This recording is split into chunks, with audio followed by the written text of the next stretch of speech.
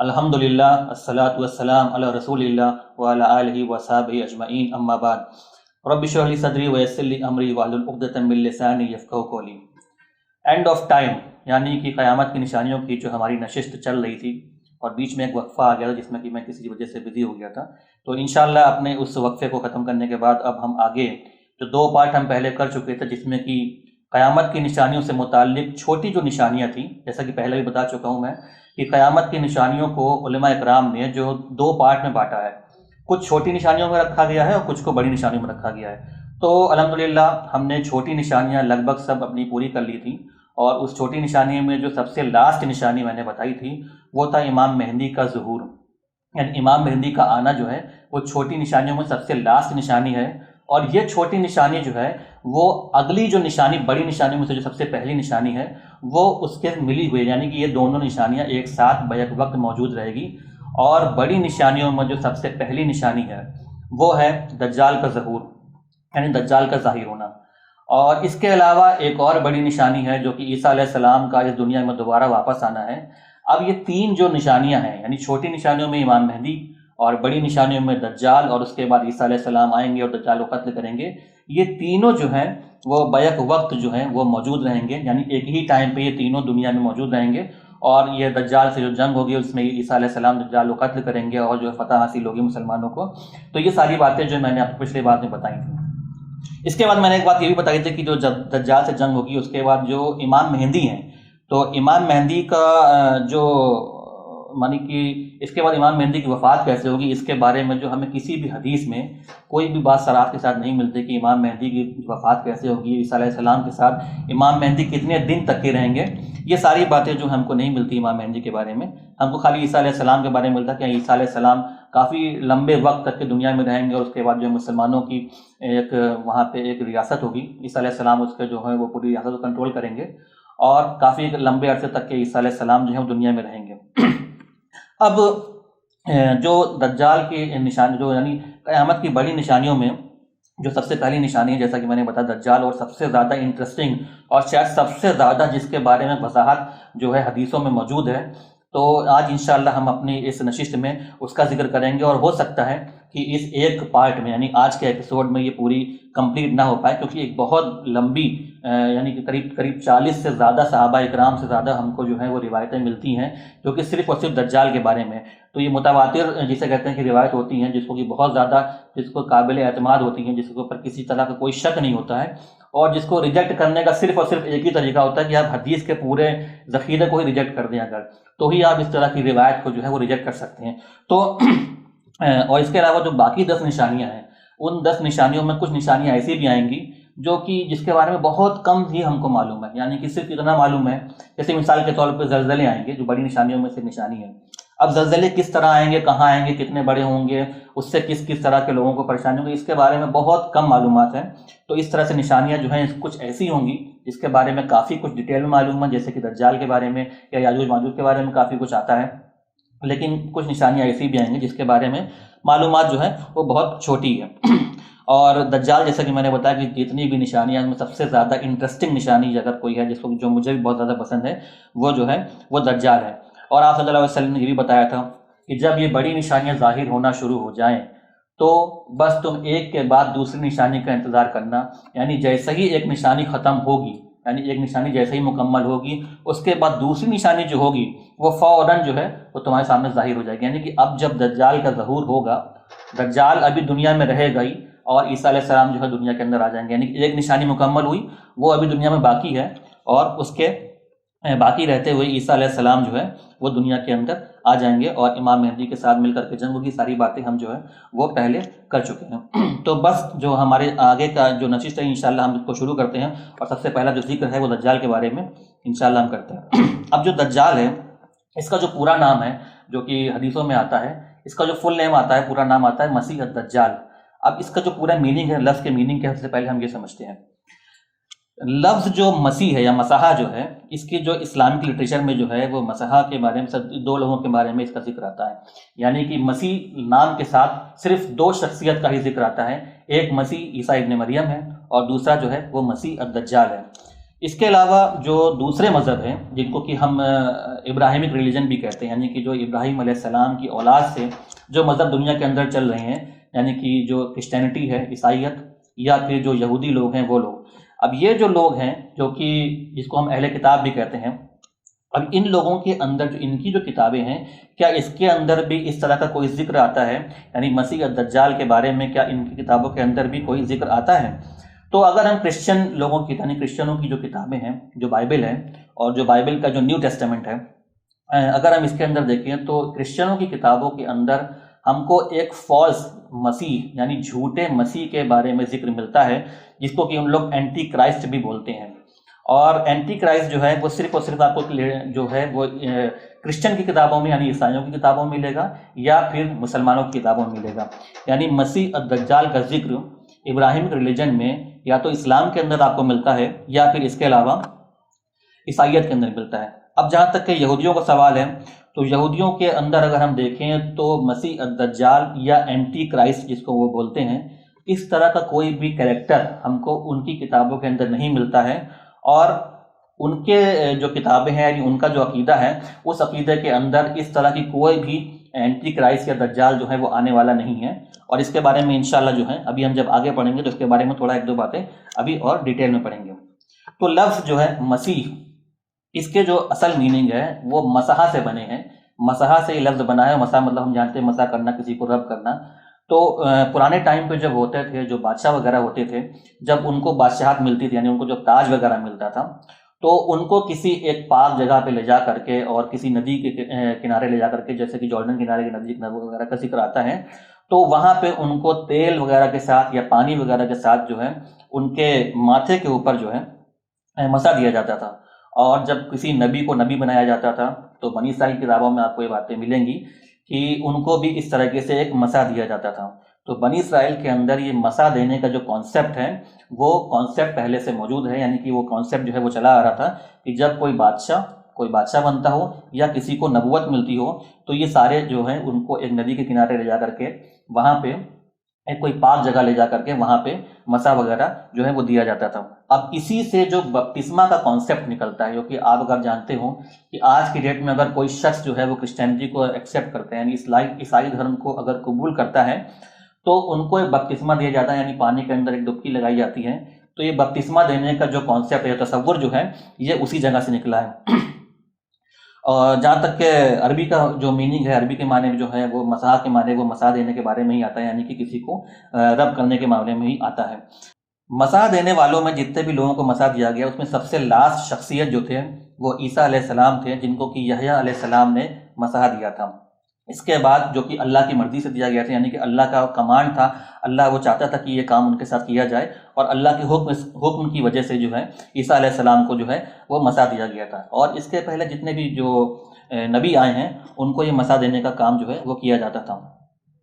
اب اس کے بعد جب دجال ظاہر ہوگا تو ظاہر بات ہے کہ دجال کو بھی یہ مسا دیا جائے گا. اور یہ بھی بات بالکل ظاہر ہے کہ وہ جو مسا دینے والے لوگ ہوں گے وہ بہت ہی مومن قسم کے لوگ، یا مطلب اللہ میں یقین رکھنے والے لوگ نہیں ہوں گے. وہ لوگ وہ ہوں گے جو کہ اصل میں اللہ کے کھلے ہوئے دشمن ہوں گے، اور دجال کی باتوں میں آ جائیں گے اور دجال کو اپنا خدا ماننے لگیں گے. اور جو مسا دیا جائے گا وہ اصل میں اس طریقے سے نہیں ہوگا، یعنی کہ جس طریقے سے اس سے پہلے دیا جاتا تھا کہ اللہ کے حکم سے دیا جاتا تھا اور اللہ کے مرضی سے دیا جاتا تھا. تو یہاں پہ وہ بات نہیں ہوگی. یہاں پہ جتنے بھی لوگ یہ مسا دینے والے ہوں گے، یہ سب کے سب جو ہوں گے وہ گمراہ ہوں گے. اور جہاں تک کہ اس بارے میں آتا ہے کہ کوئی بھی اس بات کا کوئی ایویڈنس نہیں ملتا ہے کہ یہود جو ہے ان کو کس طریقے سے لیں گے. یہ بھی آتا ہے کہ یہود جو ہیں شاید ان کو فالو کرنے لگیں، لیکن ان کی کتابوں میں سے کوئی ذکر نہیں ملتا ہے. تو یہ بات آتی ہے کہ شاید یہود جو ہوں گے وہ ان کو فالو کرنے لگیں گے، اور وہ سمجھیں گے کہ عیسیٰ علیہ السلام یعنی کہ ایک فائنل نبی جس کا وہ انتظار کر رہے تھے وہ آنے والے ہیں، اور کسی غلط کو، یعنی جو دجال ظاہر ہوگا اس کو وہ اپنا آخری نبی سمجھیں گے، کہ وہ جو اس کے بارے میں ہماری کتابوں میں ذکر ملتا تھا کہ یہ وہی نبی ہے جس کے بارے میں ہماری کتابوں میں ذکر ملتا ہے. تو وہ اس کو وہ نبی سمجھ کر کے دجال کو اپنا نبی مان لیں گے، اور جو مسا وغیرہ دینے کا کام ہے وہ جو ہے وہ وہاں پہ کریں گے. اسی وجہ سے جو ہے جو اینٹی کرائسٹ یعنی جو فالس مسیح ہے، اس کا جو لقب ہے وہ یہاں پہ جو مسیح کر کے مسیح کا دجال دیا جاتا ہے وہ اسی وجہ سے دیا جاتا ہے کہ اس کو یہودی لوگ مل کر کے اس کا سپورٹ کریں گے، اس کے ساتھ دیں گے، اور جو مسا دینے کا کام پہلے کے نبیوں کو کیا جاتا تھا یہ کام یہودی لوگ مل کر کے اس کے ساتھ کریں گے۔ اب لفظ آتا ہے دجال۔ دجال جو لفظ ہے وہ دجل سے بنا ہے، اور دجلہ کا جو عربک مین ہے، یعنی عربی میں جو اس کا معنی ہے وہ دھوکہ دینے کے بارے میں یا کسی چیز کو مکس کر دینے کے معاملے میں آتا ہے، اور جو مکس کرنے کے معاملے میں بھی آتا ہے کہ دجال جو ہے اصل میں جو دھوکہ دے گا یا لوگوں کو بیوقوف بنائے گا یا لوگوں سے کچھ غلط بات کہے گا، وہ بھی جو برے کے اندر سب سے بری چیز ہوتی ہے وہ اس طرح کی باتیں کرے گا، اور وہ ساری باتیں لوگ جو ہیں وہ اس کو فالو کریں گے۔ اور اس میں جو سب سے بری بات ہے،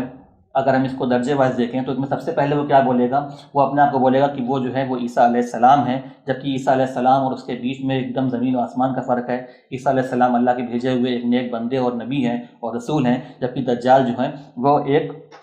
شیطانی شخصیت ہوگا۔ سب سے پہلے تو وہ کہے گا کہ وہ عیسیٰ علیہ السلام ہے، اس کے بعد جو ہے وہ نبی ہونے کا دعویٰ کرے گا، اور اس کے بعد فائنلی اس سے بھی زیادہ بری بات جو ہے وہ یہ بولے گا کہ وہ جو ہے وہ ہمارا رب، یعنی تو انسانوں کا رب ہے، یعنی وہ خود جو ہے وہ اللہ ہونے کا کلیم کرے گا، اپنے رب ہونے کا کلیم کرے گا۔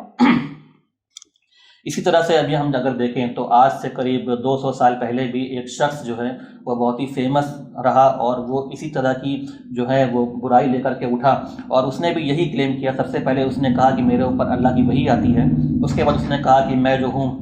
وہ امام مہدی ہوں، اور اس نے کہا کہ میں عیسیٰ علیہ السلام ہوں، اور اس کے بعد فائنلی یعنی کہ یہاں تک کہ وہ اس حد تک کہ نہیں بڑھا کہ اس نے اپنے آپ کو رب ہونے کا دعویٰ کیا، اور یہ فتنہ جو تھا قادیانیت کے نام سے اٹھا تھا، اور آج بھی اس کے جو پیر ہیں یعنی اپنے ہاتھ پیر وہ اپنی بہت تیزی سے پسار رہے ہیں، اور کئی بار جو ہے اگر آپ دیکھیں تو آپ کو وہ اپنی جو ان کی تبلیغ ہے وہ آپ کو مسلمانوں کے اندر کرتے ہوئے مل جائیں گے، چاہے بک فیئر وغیرہ ہو یا ایسی جگہ ہو جہاں پہ مسلمان جمع ہوتے ہیں، کہ ان کا جو مین ٹارگیٹ ہے وہ مسلمان ہوتے ہیں، وہ مسلمان کو ہی اپنے اس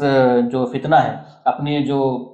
منگڑت انہوں نے نبی بنا رکھا ہے مرزا غلام احمد قادیانی کو، وہ اس کے اندر لانے کی کوشش کرتے ہیں۔ تو ابھی 200 سال پہلے کی بات ہے، اور آپ صلی اللہ علیہ وسلم نے فرمایا تھا یہ جو چند نشانیاں دجال کے اندر پائی جائیں گی وہ نشانیاں جو ہیں وہ اس کے اندر پائی جاتی ہیں، یعنی کہ غلام احمد قادیانی نے اپنے آپ کو نبی ہونے کا دعویٰ کیا، اور تمام کے تمام جتنے بھی مکتب فکر ہیں اسلام کے، جتنے بھی چار مذاہب ہوں یا جتنے بھی الگ الگ کریڈس ہوں، سب کے سب نے مرزا غلام احمد قادیانی کی اس حرکت کو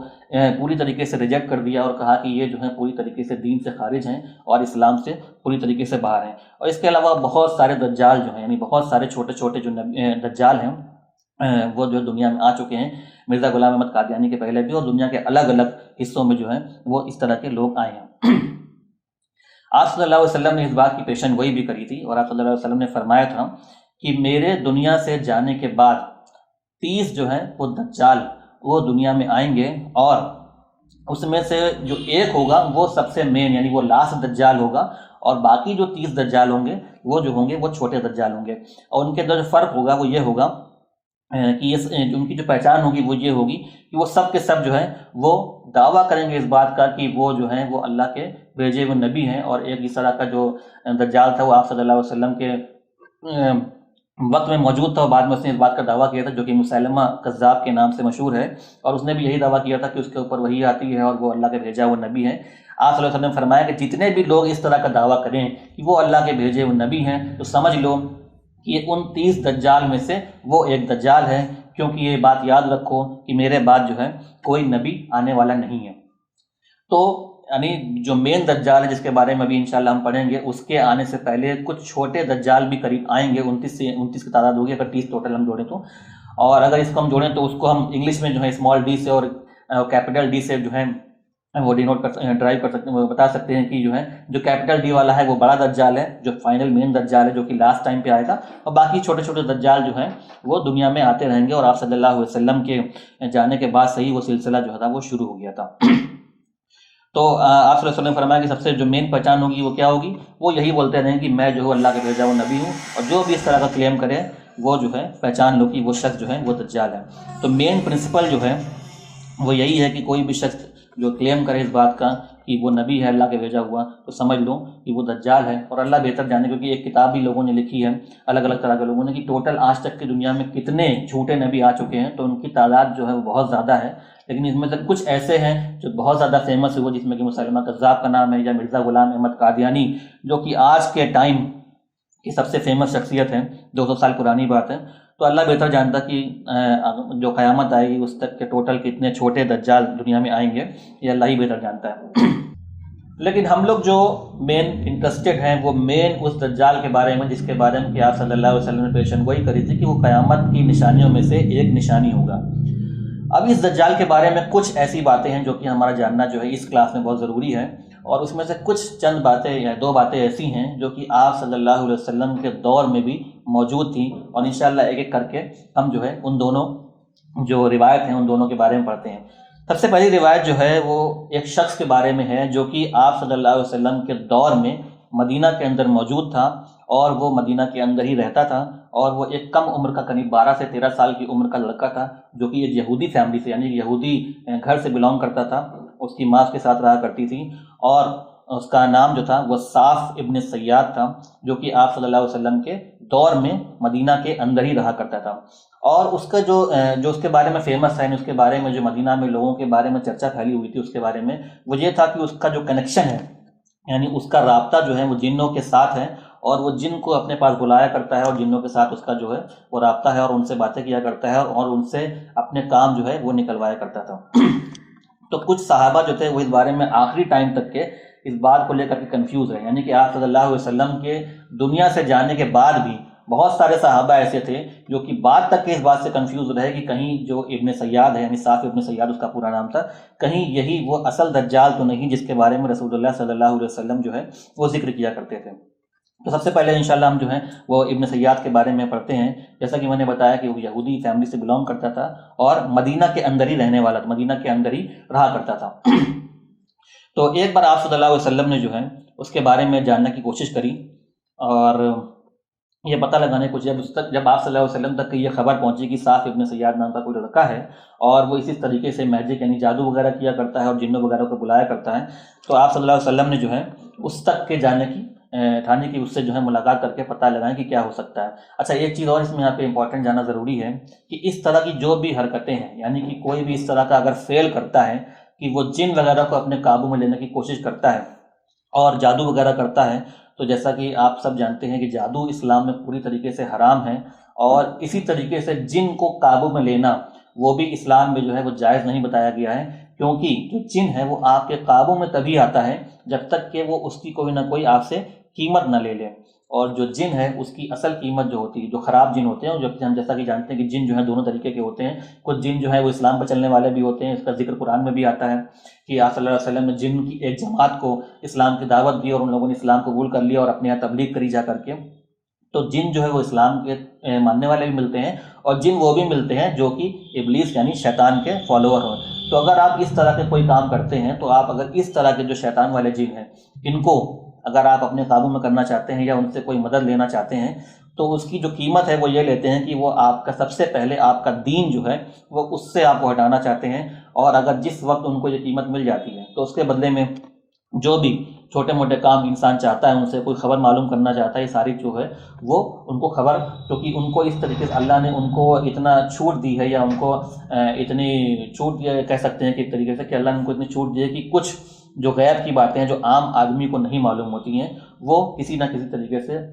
جن جو ہے وہ باتیں معلوم کر لیتے ہیں، تو وہ خبر لا کر کے وہ انسانوں کو دے دیتے ہیں، اور انسان کو اپنا ایک جو کام ہوتے ہیں چھوٹے موٹے سے نکال کر کے لوگوں کے اوپر ایک طریقے سے روب بجھاڑتے ہیں، اور دوسرے طریقے سے کہ جادو وغیرہ دکھاتے ہیں کہ میں اس طریقے کا کام کر سکتا ہوں، میرے پاس اس طریقے کی طاقت ہے۔ بہرحال جو ہمارا ٹاپک تھا وہ یہ تھا کہ ابن سیاد جو تھا وہ اس طریقے کے کام کرنے میں ماہر تھا اور فیمس تھا مدینہ کے اندر، کہ وہ چھوٹے موٹے جادو بھی کیا کرتا ہے۔ تو آپ صلی اللہ علیہ وسلم نے جو ہے جا کر کے اس سے ملنے کی سوچی۔ اچھا، وہ جو تھا ابن سیاد وہ مین مدینہ کے اندر بالکل نہیں رہتا تھا، تھوڑا سا مدینہ سے باہر نکل کے جو علاقے آؤٹر ایریا تھے وہ وہاں پہ رہا کرتے تھے۔ مدینہ کے اندر بالکل مین شہر جہاں پہ تمام باقی لوگ رہا کرتے تھے، آپ صلی اللہ علیہ وسلم جہاں پہ رہا کرتے تھے وہاں پہ نہ رہ کر کے تھوڑا سا وہاں سے باہر نکل کے رہتا تھا، اور قریب جو اس کی عمر تھی 12 سے 13 سال تھی، ابھی پوری طریقے سے یعنی بالغ نہیں ہوا تھا، لیکن اس کم ایج میں بھی اس نے جو وہ ساری چیزیں جو تھی ان کے اوپر قابو پا لیا تھا، اور اس طریقے کا علم جو تھا وہ اس کے پاس آ گیا تھا۔ اب جو آپ صلی اللہ علیہ وسلم جو ہے اس کے بارے میں سنتے ہیں تو حضرت عمر رضی اللہ عنہ اور دوسرے چند ایک صحابہ کے ساتھ جو ہیں وہ وہاں پہ جاتے ہیں، اور یہ حدیث جو ہے وہ صحیح مسلم اور صحیح بخاری دونوں کے اندر موجود ہے، تو آپ یہ حدیث جو ہے وہاں پہ پڑھ سکتے ہیں کہ ابن سیاد کو آپ صلی اللہ علیہ وسلم دیکھتے ہیں کہ وہ ایک بچوں کے ساتھ، یعنی کیونکہ وہ بچہ تھا تو چند بچوں کے ساتھ وہاں پہ کھیل رہا ہوتا ہے، اور آپ صلی اللہ علیہ وسلم دور سے اس کی طرف دیکھ رہے ہوتے ہیں۔ اس کے بعد آپ صلی اللہ علیہ وسلم جو ہے اس بات سے کہ اس طرح سے اس کے پاس جاتے ہیں کہ ابن سیاد کو اس بارے میں پتہ نہ چلے کہ آپ صلی اللہ علیہ وسلم اس کے پیچھے آ رہے ہیں۔ اب جیسے ہی آپ صلی اللہ علیہ وسلم ایک دم پیچھے آ کر اس کے کھڑے ہو جاتے ہیں تو ابن سیاد جو ہے وہ فوراً پلٹ جاتا ہے اور دیکھتا ہے کہ رسول اللہ صلی اللہ علیہ وسلم اس کے بالکل ٹھیک پیچھے کھڑے ہوئے ہیں۔ اس کے بعد آپ صلی اللہ علیہ وسلم جو ہے اس سے پوچھتے ہیں، جیسے ہی وہ آپ صلی اللہ علیہ وسلم کی طرف پلٹتا ہے تو آپ صلی اللہ علیہ وسلم اس سے پوچھتے ہیں کہ کیا تم اس بات کی گواہی دیتے ہو کہ میں اللہ کا بھیجا وہ رسول ہوں؟ تو ابن سیاد جو ہے آپ صلی اللہ علیہ وسلم کو جواب دیتا ہے کہ ہاں میں اس بات کی گواہی دیتا ہوں کہ تم جو امی لوگ ہیں، جو پڑھے لکھے ان پڑھ لوگ ہیں، تم ان کے جو ہے رسول ہو، میں اس بات کی گواہی دیتا ہوں۔ یعنی یہاں پہ اس کا جو ایک گھمنڈ، یعنی اس کم عمر میں اس کے اندر جو گھمنڈ تھا، جو جن وغیرہ تھے ان کو قابو کرنے کی وجہ سے، اور یہی دیکھیے اس میں یہاں سے آپ کو ایک چیز دکھائی پڑے گی کہ جو لوگ اس طریقے کا عمل کرتے ہیں تو ان کے اندر یہ خرابی آ جاتی ہے کہ ان کے اندر ایک ایروگنس، ایک گھمنڈ اور تکبر جو ہے ان کے اندر آ جاتا ہے، اور یہی تکبر ابن سیاد جو کہ 12 سے 13 سال کا ہے اس کے اندر بھی آ گیا۔ اس نے پلٹ کے رسول اللہ صلی اللہ علیہ وسلم سے سوال پوچھا کہ کیا تم اس بات کی گواہی دیتے ہو کہ میں اللہ کا بھیجا وہ رسول ہوں؟ اس سے آپ صلی اللہ علیہ وسلم کہتے ہیں کہ میں گواہی دیتا ہوں کہ میں اللہ کا بھیجا وہ رسول ہوں اور اس نے مجھے نبی بنا کر کے بھیجا۔ جیسا کہ میں نے پہلے بتایا کہ دجال جو ہوتا ہے ان کا ایک سائن، یعنی ان کی ایک پہچان جو اللہ کے نبی صلی اللہ علیہ وسلم نے بتائی ہے کہ وہ اس بات کا دعویٰ کرتا ہے کہ وہ اللہ کا بھیجا وہ نبی ہے، اور سیم بات یہاں پہ ابن سیاد کی طرف سے ہم کو دیکھنے کو ملی کہ ابن سیاد نے آپ صلی اللہ علیہ وسلم سے پلٹ کر کے فوراً وہ سوال پوچھا کہ کیا تم اس بات کی گواہی دیتے ہو کہ میں اللہ کا بھیجا ہوا رسول ہوں؟ تو جیسا کہ میں نے بتایا کہ اس طرح کی جو ایروگنس ہے وہ تبھی آتی ہے جب انسان کے اندر تھوڑی سی طاقت ہو، جو کہ عام انسان کے اندر وہ ساری چیزیں موجود نہ ہو، اور آپ کے پاس باقی لوگوں سے الگ ہٹ کر کے کچھ ایک الگ طرح کا ایک طاقت، ایک پاور آپ کے اندر موجود ہو۔ تو اس کے بعد جب آپ صلی اللہ علیہ وسلم نے اس سے یہ سوال کیا تو اس کے بعد آپ صلی اللہ علیہ وسلم نے اس کا ایک اگلا ٹیسٹ لیا، اس سے کہا کہ میرے پاس تمہارے لیے ایک ٹیسٹ یعنی ایک سوال ہے، کیا تم اس کا جواب دے سکتے ہو؟ اور آپ صلی اللہ علیہ وسلم نے اس سے پوچھا کہ ابھی میں نے تھوڑی دور پہ کھڑے ہو کر کے، تم سے میں تھوڑی دور پہ کھڑا تھا تو میں نے ابھی ایک آیت پڑھی تھی، تو کیا تم مجھے وہ آیت بتا سکتے ہو کہ میں نے ابھی تھوڑی دیر پہلے کون سی آیت پڑھی ہے؟ اب ابن سیاد جو تھا وہ تھوڑی دیر تک کے ادھر ادھر دیکھتا ہے اور اس کے بعد جو ہے وہ اس آیت کو پڑھنے کی کوشش کرتا ہے، یعنی کہ جو آیت آپ صلی اللہ علیہ وسلم تھوڑی دیر پہلے ابھی پڑھی تھی وہ اس آیت کو پڑھنے کی کوشش کرتا ہے، لیکن وہ صرف دخ کہہ کر کے رک جاتا ہے اور اس کے آگے نہیں بڑھ پاتا ہے۔ اور جو قرآن کی آیت ہے وہ اصل میں سورہ دخان، جو کہ قرآن کی ایک سورہ ہے، سورہ دخان کی ایک آیت ہے جس میں کہ دخان کا ذکر آتا ہے۔ آپ صلی اللہ علیہ وسلم نے تھوڑی دیر پہلے جو ہے وہی آیت اپنے جو صحابہ تھے جن کے ساتھ آپ صلی اللہ علیہ وسلم کھڑے ہوئے تھے، وہی آیت آپ نے تلاوت کری تھی، اور آپ یہ دیکھنا چاہ رہے تھے کہ اگر یہ شخص واقعی میں کچھ غیب کا علم رکھتا ہے، کچھ باتیں ایسی ہیں جو یہ جانتا ہے، تو دیکھیں کہ اس کا جو علم کی لیول ہے، جو علم کی سطح ہے وہ آخر کیا ہے۔ اور آپ صلی اللہ علیہ وسلم جو سورہ دخان کی آیت ہے فَارْتَقِبْ يَوْمَ تَأْتِي السَّمَاءُ بِالدُّخَانِ مُبِينٍ، آپ نے یہ آیت پڑھی اپنے صحابہ کے ساتھ، لیکن وہ بالدخان مبین کا صرف اور صرف دکھ ہی، جو اس کے قابو میں جن تھے ان کے ذریعے اس کو صرف دکھ پتہ چلا، اور جیسے ہی آپ صلی اللہ علیہ وسلم نے دیکھا کہ اس شخص کو صرف اتنی نالج ہے، یعنی اتنا ہی علم ہے، آپ نے فرمایا کہ لعنت ہو تمہارے اوپر، اس کے آگے تمہارے بڑھنے کی حیثیت نہیں ہے، یعنی کہ تم اس کے آگے نہیں بڑھ سکتے ہو۔ اب جیسے آپ صلی اللہ علیہ وسلم نے یہ ساری باتیں کہیں تو وہاں پہ جو دوسرے صحابی موجود تھے، یعنی حضرت عمر وغیرہ جو وہاں موجود تھے، انہوں نے کہا کہ یا رسول اللہ، اس شخص کے اندر جو صفاتیں پائی گئی، یعنی کہ اس نے سب سے پہلے نبی ہونے کا دعویٰ کیا، اس کے بعد اس نے جو ہے جنوں کو قابو میں لیے رہتا ہے، اور اس نے جو ہے آپ کے ساتھ اس طریقے سے بات چیت کری، تو یہ شخص جو ہے دجال، یعنی مجھے لگتا ہے کہ یہ شخص جو ہے وہ دجال ہے اور میں اس کو قتل کرنا چاہتا ہوں۔ لیکن آپ صلی اللہ علیہ وسلم نے جو ہے فوراً حضرت عمر کو منع کر دیا اور کہا کہ نہیں، آپ ان کو قتل نہیں کریں گے، کیونکہ اگر یہ شخص واقعی میں دجال ہے، یعنی کہ یہ شخص واقعی میں وہ دجال ہے جس کا کہ جو ہے ذکر آتا ہے کہ وہ لاسٹ ٹائم پہ آئے گا، اگر یہ شخص وہی دجال ہے یعنی بڑا دجال ہے تو اس کو تم نہیں قتل کرو گے، اس کو جو ہے کوئی اور قتل کرے گا، اور اس کے بارے میں ہم جانتے ہیں کہ وہ عیسیٰ علیہ السلام ہوں گے جو کہ دجال کو قتل کریں گے، اور اگر یہ شخص وہ دجال نہیں ہے تو تمہارا جس کو قتل کرنا جو ہے وہ مناسب نہیں کہ تم اس کو قتل کر دو، یعنی کہ آپ صلی اللہ علیہ وسلم نے وہاں پہ عیسیٰ علیہ السلام کو اس شخص کو قتل کرنے سے روک لیا۔ لیکن یہ شخص ابن سیاد جو ہے وہ صحابہ کے دور میں ہمیشہ ایک بڑا مدعا بنا رہا، اور آپ صلی اللہ علیہ وسلم کے دنیا سے جانے کے بعد بھی بہت سارے صحابی ایسے تھے جو یہ سمجھتے رہتے تھے کہ یہ شخص جو ہے واقعی میں دجال ہے۔ ایک واقعہ اور رسول اللہ صلی اللہ علیہ وسلم کے ساتھ ابن سیاد کے ساتھ ہوا کہ ایک بار آپ صلی اللہ علیہ وسلم چند اور صحابہ کے ساتھ جو ہے اس کے بالکل جہاں پہ ابن سیاد سو رہا تھا اس کے تھوڑا قریب پہنچے اور ایک آڑ میں کھڑے ہو گئے، اور ابن سیاد جو تھا وہ اس ٹائم کچھ بڑبڑا رہا تھا اور وہ شاید ہلکی سی نیند میں تھا، تو آپ صلی اللہ علیہ وسلم نے کوشش کری یہ جاننے کی ابن سیاد جو وہاں پہ لیٹا ہوا ہے وہ آخر کیا بڑبڑا رہا ہے، تو آپ یہ جاننا چاہ رہے تھے کہ اس کی جو پہنچ ہے وہ آخر کس طریقے سے، اگر یہ پتہ چل جائے کہ یہ شخص جو ہے لیٹا ہوا کیا بڑبڑا رہا ہے۔ لیکن جیسے ہی آپ صلی اللہ علیہ وسلم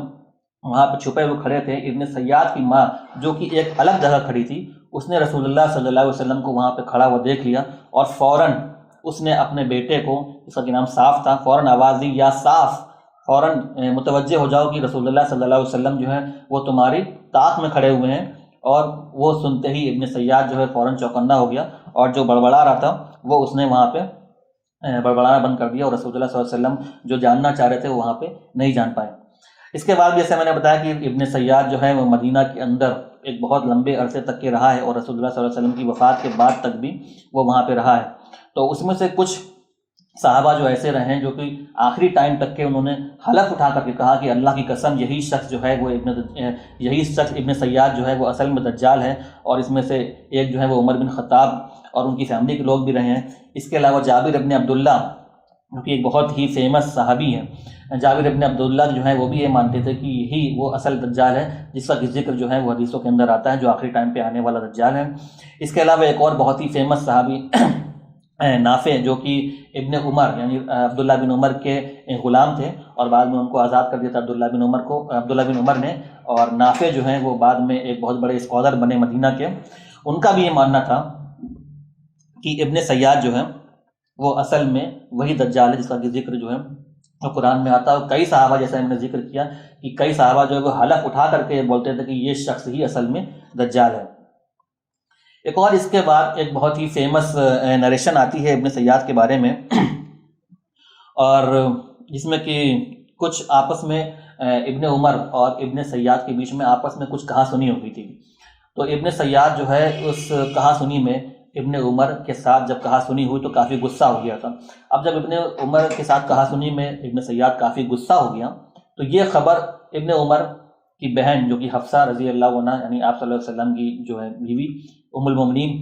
جب ان تک یہ بات پہنچی تو انہوں نے اپنے بھائی ابن عمر سے کہا کہ تم کو کیا ضرورت تھی کہ تم ابن سیاد کے ساتھ الجھ جاؤ اس سڑک کے اوپر جو تم کس طریقے سے اس سے بات چیت کر رہے تھے؟ کیا تم یہ بات نہیں جانتے کہ رسول اللہ صلی اللہ علیہ وسلم نے فرمایا ہے کہ دجال جو ہے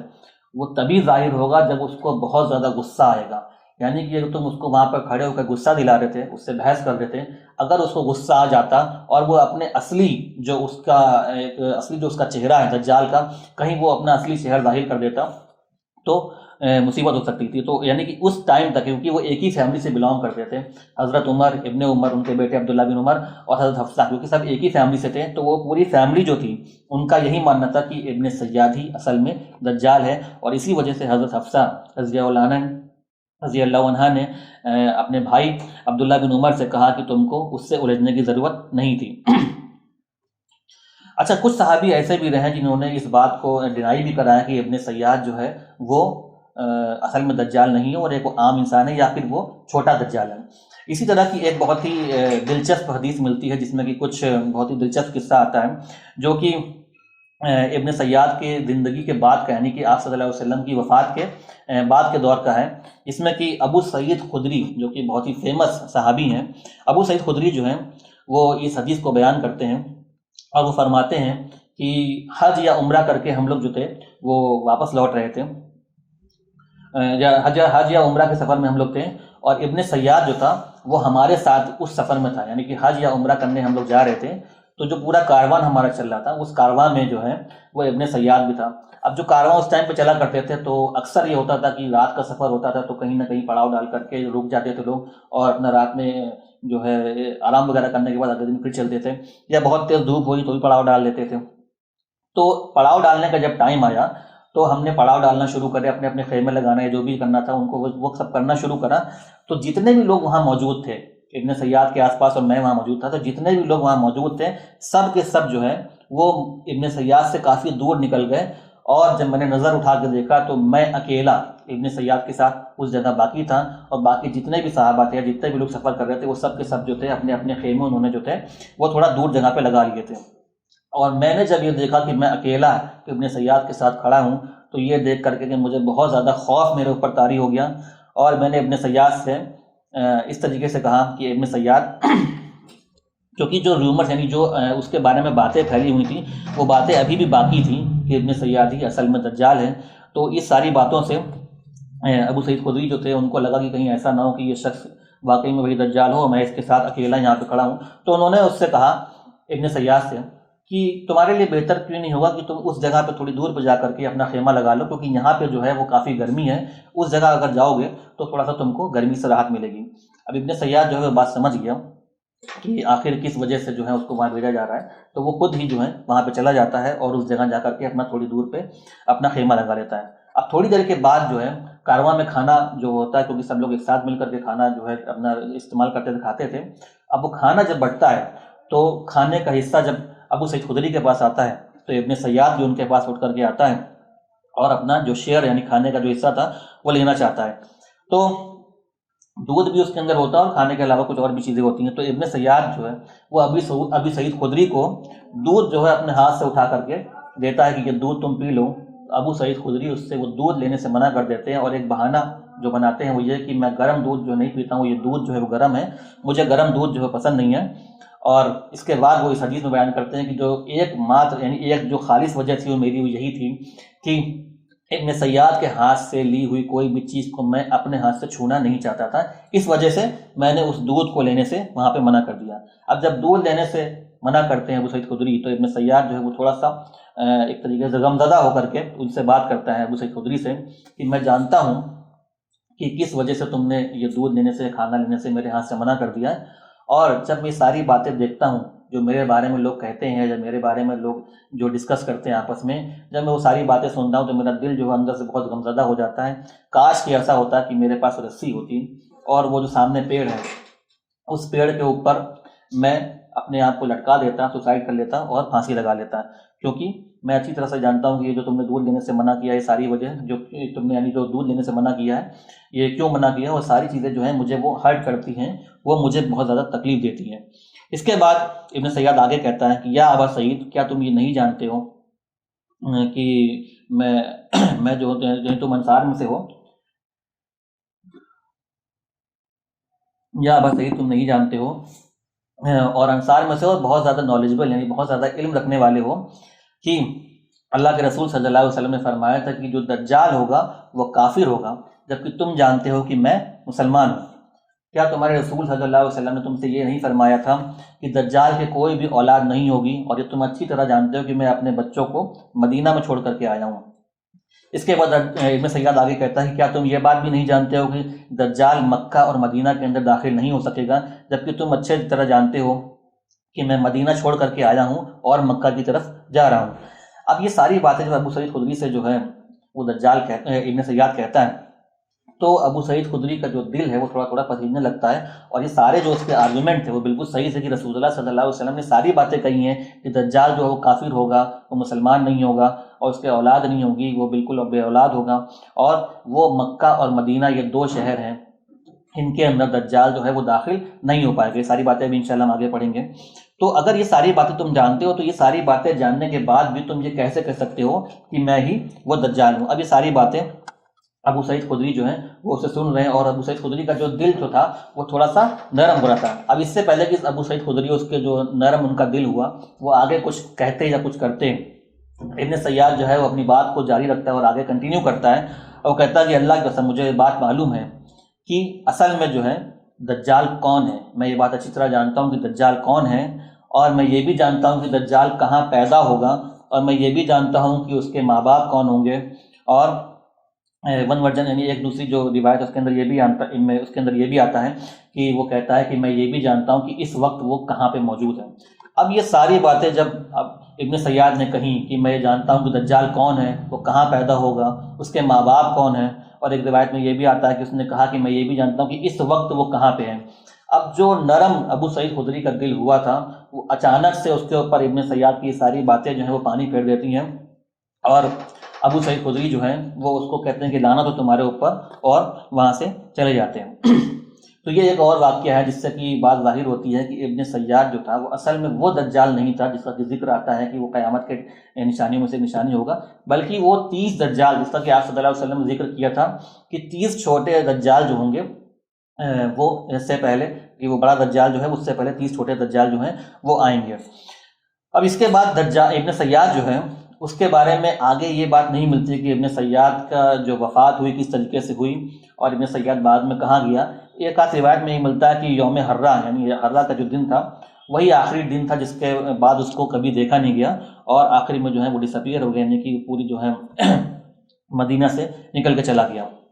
اب ابن سیاد نے اسلام قبول کیا تھا یا اسلام قبول نہیں کیا تھا، یہ ایشو جو ہے ایک ایشو ہے جس کو کہ الگ الگ علماء کے اندر اس میں الگ الگ رائے ہے۔ امام الذہبی جو ہے ان کا یہ کہنا ہے کہ بیسیکلی اگر وہ مسلمان ہوا بھی تھا تو وہ صحابی تو نہیں ہو سکتا۔ اب کیوں صحابی نہیں ہو سکتا؟ کیونکہ صحابی ہونے کی جو ڈیفینیشن ہے کہ صحابی ہم صرف اسی کو کہتے ہیں جس نے کہ رسول اللہ صلی اللہ علیہ وسلم سے ملاقات کری، وہ بھی ایمان کی حالت میں۔ اگر کوئی شخص ایسا تھا جس نے کہ رسول اللہ صلی اللہ علیہ وسلم سے ملاقات تو کری لیکن ایمان کی حالت میں اس کی ملاقات نہیں ہوئی، اور آپ صلی اللہ علیہ وسلم کی وفات کے بعد اگر وہ اسلام میں داخل ہوتا ہے تو وہ شخص جو ہے وہ صحابی نہیں کہلائے گا۔ تو ابن سیاد جو اس کا بہت ہی بہترین اگزامپل ہے کہ ابن سیاد نے رسول اللہ صلی اللہ علیہ وسلم کے دور میں اسلام قبول نہیں کیا تھا، اور اگر اس نے اسلام قبول کیا بھی تھا تو وہ رسول اللہ صلی اللہ علیہ وسلم کے وفات کے بعد اسلام قبول کیا تھا۔ تو اس وجہ سے امام الذہبی کا کہنا ہے کہ ابن سیاد اگر اس نے اسلام قبول کیا بھی تھا تو وہ صحابی تو نہیں ہو سکتا، لیکن ہاں اس وجہ سے وہ تابعی ضرور کہلائے گا، کیونکہ اگر صحابی نہیں ہے تو کم سے کم وہ تابعی تو ضرور ہوگا۔ ایک اور بہت امپورٹنٹ بات ہے وہ یہ بھی ہے کہ ابن سیاد جو ہے اس کا جو بیٹا تھا، ابن سیاد کا بیٹا کا نام عمار ابن صاف ابن سیاد، وہ اپنے دور کے ایک بہت ہی بڑے عالم رہے ہیں، اور اسلام کو انہوں نے قبول کیا تو بہت ہی بڑے اپنے دور کے عالم رہے ہیں، اور جو ہمارے ایک بہت ہی بڑے امام مالک ہیں ان کے وہ استاد بھی رہے ہیں، یعنی کہ امام مالک نے عمار بن ابن سیاد سے جو ہے وہ اپنا علم بھی سیکھا ہے۔ تو یہ ایک اسے کہہ سکتے ہیں کہ اللہ کے اس کو قدر کہہ سکتے ہیں کہ ایک شخص جس کو کہ دجالوں میں سے ایک چھوٹا دجال بتایا ہے آپ صلی اللہ علیہ وسلم نے وہ ہے، اور اس کا جو اولاد ہے اس کا جو بیٹا ہے وہ اسلام کا ایک بہترین عالم رہا ہے، اور اسلام کے جو ایک بڑے ٹیچر رہے ہیں امام مالک ان کا وہ استاد بھی رہا ہے۔ بہرحال اس طرح کا ایک شخص رسول اللہ صلی اللہ علیہ وسلم کے ٹائم پہ موجود رہا، اور جس کے بارے میں تمام صحابہ جو تھے وہ کافی بات تک کنفیوز رہے کہ کیا یہ شخص واقعی میں اصل دجال ہے یا نہیں ہے۔ جہاں تک کہ اس کے اسلام قبول کرنے کی بات آتی ہے تو اگر وہ شخص جو ہے وہ اپنے آخری ٹائم تک کے وہ جنوں کے ساتھ اس کا کانٹیکٹ بنا ہوا تھا، اور یہ چیز جو ہے وہ اس کو اسلام سے مطلب یہ چیز جیسا کہ میں نے بتایا کہ وہ حرام ہے، تو اس وجہ سے کچھ علماء کا یہ کہنا ہے کہ وہ شخص جو ہے جب اس کی وفات ہوئی ہوگی تو وہ اسلام میں نہیں ہوگا۔ بہرحال یہ جو معاملہ ہے یہ اللہ کے سپرد ہے کہ وہ اسلام میں تھا مرتے ٹائم یا نہیں تھا، کیونکہ اسلام قبول کرنے کی بات تو آتی ہے لیکن بعد میں وہ آخری ٹائم تک کہ اسلام پہ رہا یا نہیں رہا اس کے بارے میں کوئی بھی معلومات نہیں ملتی ہے۔ اس کے علاوہ ایک اور بہت ہی امپورٹنٹ مسئلہ دجال سے متعلق جو کہ آپ صلی اللہ علیہ وسلم کے دور میں ہی رہا، اور انشاءاللہ ہماری کلاس میں اس کو ہم ضرور ڈسکس کریں گے، اور جو اس طرح کی جو قیامت کی نشانی سے متعلق جو ہماری کلاس چل رہی ہے اس میں بہت ہی امپورٹنٹ واقعہ ہے دجال کے بارے میں، اور یہ حدیث جو ہے وہ صحیح مسلم کی ایک حدیث ہے، اور اس حدیث کے مطابق دجال جو ہے وہ آپ صلی اللہ علیہ وسلم کے وقت میں جو ہے موجود تھا، زندہ تھا، اور کہیں ایک آئیلینڈ کے اوپر یعنی سمندر کے بیچ میں جو آئیلینڈ ہوتے ہیں وہاں پہ بیڑیوں کے اندر جو ہے بری طریقے سے جکڑا ہوا تھا، اور وہاں پہ وہ بندھا ہوا تھا۔ اب اس حدیث کے بارے میں انشاءاللہ ہم ڈیٹیل میں پڑھتے ہیں، اور یہ حدیث جو ہے فاطمہ بنت قیس جو کہ ایک بہت ہی فیمس صحابیہ ہیں، ان کے ذریعے سے یہ حدیث جو ہے صحیح مسلم کے اندر ملتی ہے، اور صحیح مسلم کو جیسا کہ ہم جانتے ہیں کہ حدیث کی کتابوں میں امام بخاری کی کتاب کے بعد سیکنڈ نمبر پہ درجہ حاصل ہے اس کتاب کو، تو یہ حدیث جو ہے صحیح مسلم کے اندر حدیث ہے، جس میں کہ فاطمہ بنت قیس وہ یہ فرماتی ہیں کہ ایک بار میں اپنے گھر کے اندر بیٹھی ہوئی تھی کہ اچانک جو ہے ایک شخص نکلا اور اس نے ندا لگائی کہ رسول اللہ صلی اللہ علیہ وسلم نے جو ہے سب کو مسجد کے اندر بلایا ہے، اور الصلاۃ جامعہ جو کہ ایک فریز تھا جس سے کہ نماز کے علاوہ اگر لوگوں کو جمع کرنا ہوتا تھا تو الصلاۃ جامعہ کا ایک ندا لگائی گئی، اور اس کی وجہ سے لوگ جو ہیں وہ آ کر کے وہاں پہ جمع ہو گئے۔ اب جمع ہونے کے بعد جب سارے لوگ بیٹھ گئے تو فاطمہ بنت قیس کہتی ہیں کہ میں نے جو ہے وہاں پہ نماز ہی پڑھی، اور جو عورتوں کی صف تھی ان عورتوں کی صف میں جو ہے میں سب سے پہلی صف میں وہاں پہ موجود تھی، یعنی کہ اس قدر ان کو وہ بات سننے کا جو ذوق تھا کہ رسول اللہ صلی اللہ علیہ وسلم نے لوگوں کو کیوں بلایا اور کیا بتانا چاہتے ہیں، اس لیے وہ عورتوں کی صف میں سب سے آگے موجود تھیں، اور تاکہ وہ ساری باتیں رسول اللہ صلی اللہ علیہ وسلم سے جتنا قریب بیٹھ سکیں گی تو رسول اللہ صلی اللہ علیہ وسلم کی زبان سے زیادہ اچھی صاف طور پر سن سکیں گی۔ تو وہ آگے فرماتی کہ رسول اللہ صلی اللہ علیہ وسلم جو ہے وہ ممبر کے اوپر چڑھتے ہیں اور کہتے ہیں کہ جو لوگ جہاں بیٹھے ہیں وہ بالکل صحیح سے وہیں بیٹھے رہیں، اور آپ یہ جانتے ہیں کہ میں نے آج آپ لوگوں کو کیوں بلایا ہے؟ تو صحابہ کرام کہتے ہیں کہ اللہ کے رسول اللہ صلی اللہ علیہ وسلم بہتر جانتے ہیں کہ کیوں بلایا ہے۔ آپ صلی اللہ علیہ وسلم فرماتے ہیں کہ میں نے آپ لوگوں کو یہاں پہ کوئی ہدایت یا کوئی خطبہ دینے کے لیے نہیں بلایا ہے، بلکہ میں نے آپ کو یہاں بلایا ہے کہ تمیم الداری جو کہ اسلام قبول کرنے کے لیے آئے ہیں وہ اپنا ایک واقعہ بتانا چاہتے ہیں، آپ لوگوں سے اپنا ایک واقعہ جو ہے وہ شیئر کرنا چاہتے ہیں۔ اب تمیم الداری جو ہیں وہ کون سے صحابی؟ تمیم الداری ان چند صحابہ میں سے ہیں جو کہ پہلے کرسچن تھے، اور کرسچن ہونے کے بعد انہوں نے بعد میں اسلام قبول کرا۔ تمیم الداری جو ہیں جب بعد میں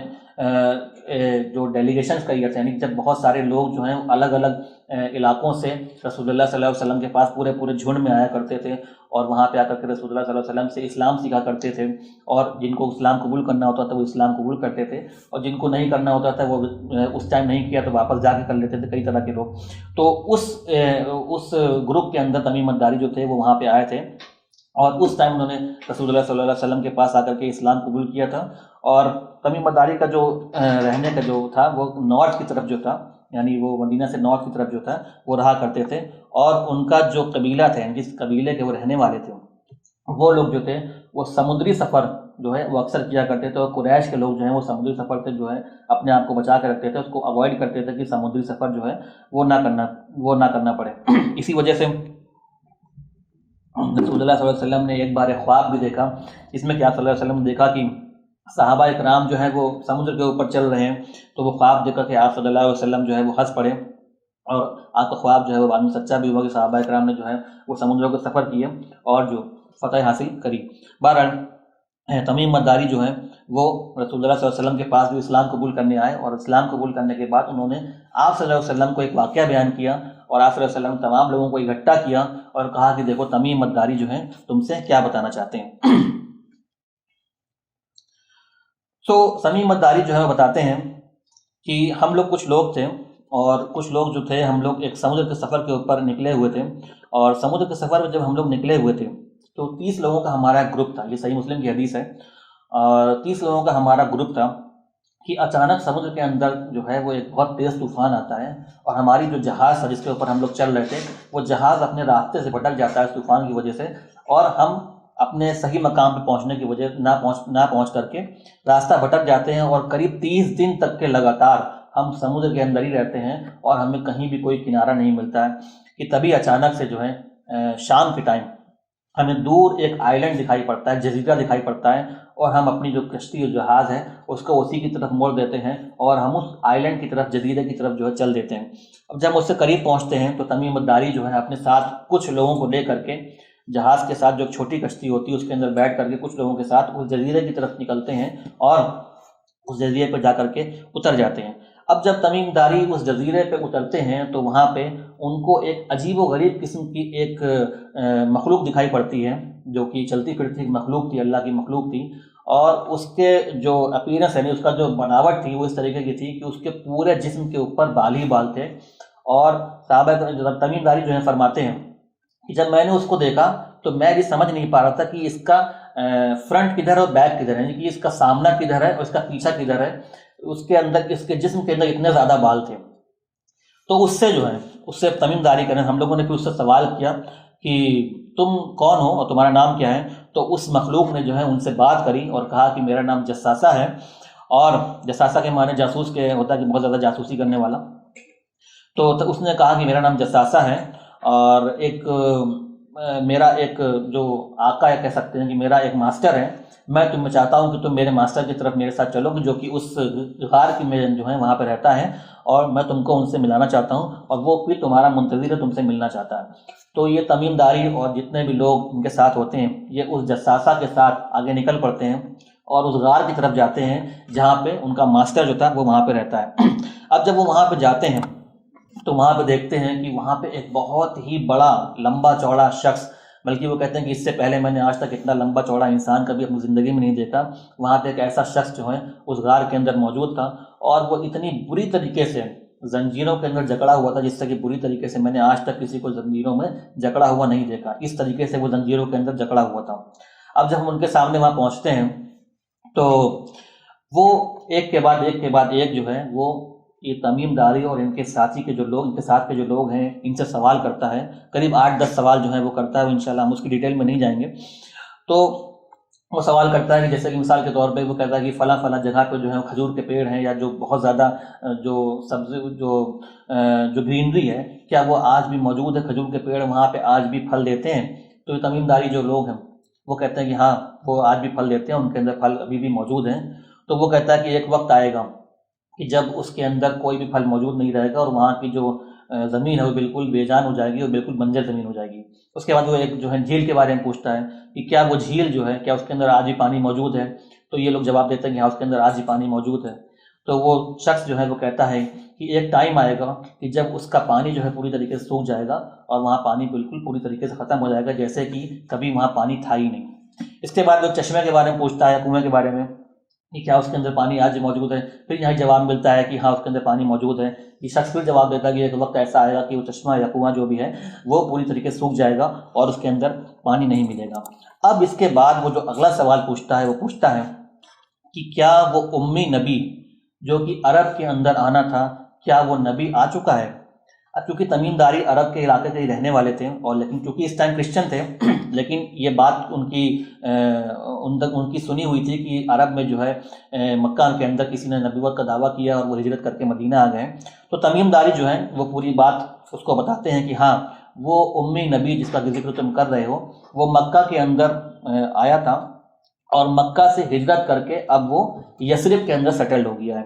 اب انہوں نے یہاں پہ یثرب لفظ استعمال کیا کیونکہ مدینہ کا جو ہے وہ اصل نام جو تھا وہ یثرب تھا، اور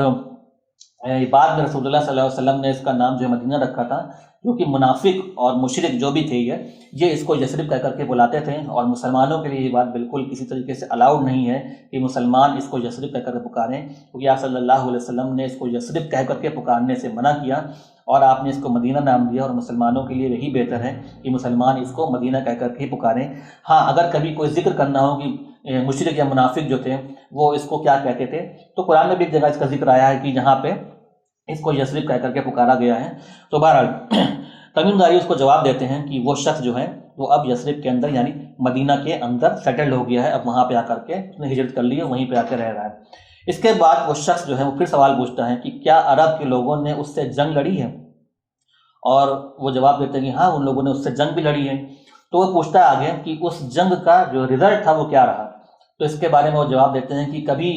وہ شخص یعنی جس نے نبوت کا دعویٰ کیا ہے صلی اللہ علیہ وسلم، کبھی اس نے فتح حاصل کری اور کبھی عرب کے لوگوں نے فتح حاصل کری، یعنی کہ وہ ذکر کر رہے ہیں بدر کا اور احد کا، یعنی بدر میں مسلمانوں کو فتح حاصل ہوئی اور احد میں مشرکوں کے حساب سے ان کو فتح حاصل ہوئی، جبکہ مسلمانوں کے حساب سے احد بھی جو تھا وہ ایک فتح اگر نہیں بھی تھی تو پوری طریقے سے وہاں پہ مسلمانوں کی ہار بھی نہیں ہوئی تھی، اور اس کے بارے میں اپنی سیرت کی کلاس میں میں نے کافی ڈیٹیل میں ڈسکس کیا ہے۔ انشاءاللہ جب سیرت کی کلاس دوبارہ ہم ریکارڈ کریں گے تو اس کو انشاءاللہ دوبارہ سے ریکارڈ کریں گے، یوٹیوب کے اوپر یہ ویڈیو بھی ڈالا جائے گا۔ تو یہاں پہ بدر اور احد کا ذکر کیا تمیم داری نے، کہا کہ ہاں کبھی ان کو ہار ملی اور کبھی ان کو جیت بھی ملی۔ تو اس شخص نے آگے کہا کہ اگر عرب کے اندر کوئی بھی اچھائی واقعی ہے تو بہتر ان کے لیے یہی ہوگا کہ وہ اس شخص کو فالو کریں جس نے نبوت کا دعویٰ کیا ہے اور اس کے بتائے ہوئے راستے کے اوپر چلیں۔ اور اس نے پھر آگے کہا کہ جہاں تک میرا سوال ہے تو میں مسیح الدجال ہوں، اور یہ بس چند دنوں کی اور چند مطلب وقت بہت قلیل بچا ہے، بہت کم ٹائم بچا ہے، کچھ ہی مدت کی بات ہے کہ جب میں یہاں سے آزاد ہو جاؤں گا، میری ساری بیڑیاں جو ہیں، یہ ساری کی ساری جو ہیں بیڑیاں میری کھل جائیں گی اور میں یہاں سے آزاد ہو جاؤں گا، اور اس کے بعد میں اس پوری دنیا کے اندر چکر لگاؤں گا، ہر جگہ میں چکر لگاؤں گا، سوائے 2 جگہ کے، 2 شہروں میں داخل نہیں ہو پاؤں گا، وہ مکہ اور مدینہ ہے، کیونکہ جب بھی میں اس کے اندر داخل ہونا چاہوں گا وہاں پہ ایک اینجل یعنی ایک فرشتہ جو تلوار لیے کھڑے ہوں گے، وہ ہر بار مجھے اس کے اندر داخل ہونے سے روک لیں گے۔ اس کے بعد رسول اللہ صلی اللہ علیہ وسلم جو ہے وہ تمیم داری کی جو پوری اسٹوری انہوں نے بتائی ان کو روک دیتے ہیں، اور آپ صلی اللہ علیہ وسلم جو ہے اپنی جو چھڑی ان کے ہاتھ میں رکھتی ہے اس سے کہتے ہیں کہ کیا میں نے تم کو اس بارے میں نہیں بتایا تھا، کیا میں نے تم کو اس بارے میں آگاہ نہیں کیا تھا کہ دجال جو ہے وہ آنے والا ہے۔ تو یہ ایک بہت ہی فیمس حدیث ہے جس میں تمیم داری جو ہے وہ پورے ایک نیریشن، ایک پورا ایک واقعہ بتاتے ہیں کہ کس طریقے سے وہ ایک سمندری سفر میں تھے اور ان کو وہاں پہ ایک جزیرے پہ جانا پڑا، اور جزیرے میں ان کو ایک جساسہ ملا، جساسہ اپنے ماسٹر کے پاس لے گیا، اور وہ جو شخص تھا اس نے ہم سے اتنے سارے سوال کیے، اور آخری میں اس شخص نے یہ بتایا کہ میں ہی دجال ہوں، اور یہ بس چند دنوں کی یا تھوڑے مدت کی بات ہے کہ میں یہاں سے آزاد ہو جاؤں گا، اور اس کے بعد اس پوری دنیا کے اندر میں چکر لگاؤں گا سوائے 2 جگہ کے، مکہ اور مدینہ کے۔ اب یہ جو حدیث صحیح مسلم کی ہے، اس میں کہ فاطمہ بنت قیس جو کہ اس حدیث کی راوی ہیں، یہ حدیث جو ہے اپنے آپ میں ایک ایشو ہے، اور علماء کے اندر اس کے بارے میں اختلاف رہا ہے کہ اس حدیث میں جس پوری سٹوری کا ذکر تمیم داری نے کیا ہے، کیا دجال اس طریقے سے کہیں پہ چین میں بندھا ہوا کسی آئلینڈ کے اوپر ابھی موجود ہے، یا دجال یعنی آج بھی زندہ ہے، یعنی آپ صلی اللہ علیہ وسلم کے دور میں دجال زندہ تھا یہ نہیں، یہ اپنے آپ میں ایک بہت بڑا بحث کا ایشو ہے، جس کو کہ ہم علماء کی جو رائے ہے اس کے انداز میں انشاءاللہ ہم تھوڑا سا اس کو ڈسکس کریں گے۔ اور وہ رائے یہ رہی ہے کہ جتنی بھی دوسری حدیثیں ملتی ہیں دجال کے بارے میں، اگر ہم اس حدیث کو دیکھتے ہیں تو یہ باقی دوسری حدیثوں سے کئی معاملوں میں ٹکراتی ہے، اور جہاں تک کہ اینڈ آف ٹائم کی بات ہے کہ یعنی جو قیامت کی نشانیوں کی بات ہے کہ آپ صلی اللہ علیہ وسلم نے دجال کا جب ذکر کیا تو اس کو قیامت کی نشانیوں میں سے بتایا کہ دجال جو ہے وہ ایک دم آخری ٹائم کے اوپر آئے گا، اور وہ ایک ایسے گھر میں پیدا ہوگا کہ جس کے جو ماں باپ ہوں گے ان کے گھر میں ایک بہت لمبے طویل عرصے سے کئی سال سے ان کو اولاد نہیں ہو رہی ہوگی، اور وہ اس گھر میں پیدا ہوگا۔ اور دجال جو ہے وہ اپنے آپ کو ظاہر کب کرے گا؟ ابھی ہم نے پڑھا کہ حضرت حفصہ رضی اللہ عنہ نے فرمایا اپنے بھائی سے عبداللہ بن عمر سے کہ تم دجال سے کیوں بحث کر رہے تھے؟ کیا رسول اللہ صلی اللہ علیہ وسلم نے یہ نہیں فرمایا کہ دجال تبھی ظاہر ہوگا جب اس کو بہت زیادہ غصہ آئے گا؟ یعنی دجال جو ہے وہ اپنے آپ یعنی دنیا میں تو رہے گا، لیکن اصل جو اس کا روپ ہے وہ اس میں تب آئے گا جب اس کو بہت زیادہ کسی بات کے اوپر غصہ آئے گا، اور وہ اپنی اصل شکل کے اندر آ جائے گا اور اپنی دجالیت کو جو ہے پوری طریقے سے ظاہر کر دے گا۔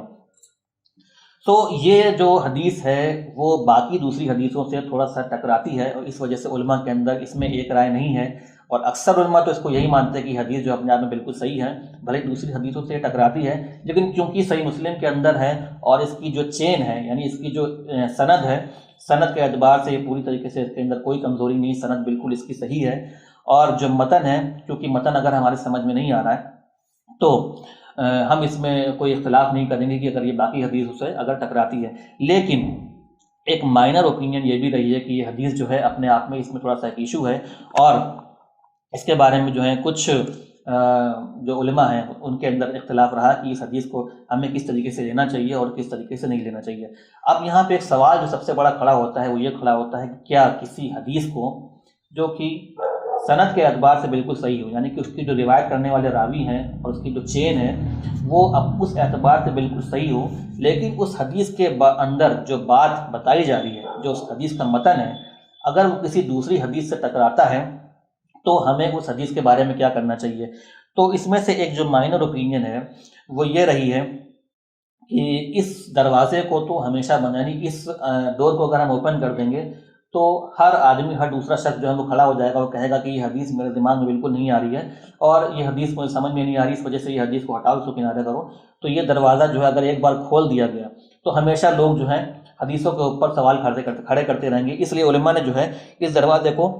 ہمیشہ کے لیے بند کر رکھا ہے۔ لیکن کچھ ایسی خاص سچویشن ہوں گی، بہت ساری ایسی کنڈیشن ہوں گی جب کسی حدیث کو اس کے متن کی وجہ سے اگر کرٹیسائز کرنا ہے، یعنی اس کے اوپر اگر سوال کھڑا کرنا ہے، تو اس کی بہت ساری کنڈیشن ہوں گی، اور ان میں سے ایک جو سب سے امپورٹنٹ اور سب سے بڑی کنڈیشن ہے وہ یہ ہے کہ اگر آپ کو لگتا ہے کہ حدیث کے اندر کوئی پرابلم ہے، تو وہ پرابلم آپ کے دماغ کی پیدائش نہیں ہونی چاہیے، یعنی کہ آپ کے دماغ کی سمجھ نہیں ہونی چاہیے کہ اس حدیث کے اندر کوئی پرابلم ہے۔ اس کے اندر اگر پرابلم ہے تو وہ پرابلم کسی دوسری صحیح حدیث سے اگر ٹکرا رہی ہے، تب تو آپ یہ کہہ سکتے ہیں کہ اس حدیث کے اندر پرابلم ہے اور دوسری حدیث سے ٹکرا رہی ہے، اس وجہ سے اس حدیث کو ماننے میں تھوڑا ایشو آ رہا ہے۔ لیکن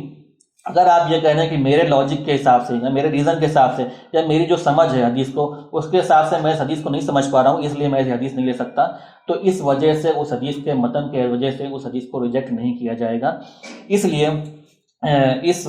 دروازے کو جو علماء کرام نے بند کر رکھا ہے اور بہت ساری کنڈیشن لگا رکھی ہے، اس میں سب سے بڑی کنڈیشن یہی ہے کہ حدیث جو ہے وہ آپ کے دماغ کی اپج نہیں ہونی چاہیے، کہ حدیث ہماری دماغ کی وجہ سے جو ہے وہ ہم کو سمجھ میں نہیں آ رہی ہے، اس لیے اس حدیث کو چھوڑ دیں گے۔ بہرحال جو میں نے بتایا کہ بہت ہی مائنر اوپینین ہے، جس میں کہ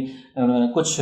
علماء نے یہ کہا کہ اس حدیث کی جو متن ہے وہ پوری طریقے سے ہمارے